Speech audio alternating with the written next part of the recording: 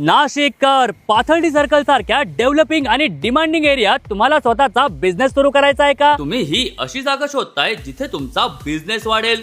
मग welcome to the शिवांगण. Commercial आणि residential spaces असणाऱ्या या प्रोजेक्ट मध्ये तुम्हाला मिळणार आहे 280 स्क्वेअर फीट पासून 400 स्क्वेअर फीट पर्यंतचे स्पेशियस शॉप. हा प्रोजेक्ट पाथर्डी सर्कल पासून अगदी हाकेच्या अंतरावर असून 18 मीटर आणि 12 मीटर रोडच्या लगतच असणार आहे.